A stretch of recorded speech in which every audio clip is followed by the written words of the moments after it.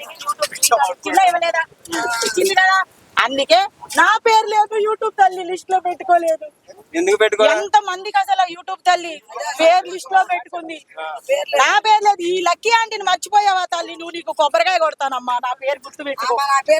నీకు అగరబత్తులు పెడతానమ్మా, నీకు ఆరత కూడా తీస్తా.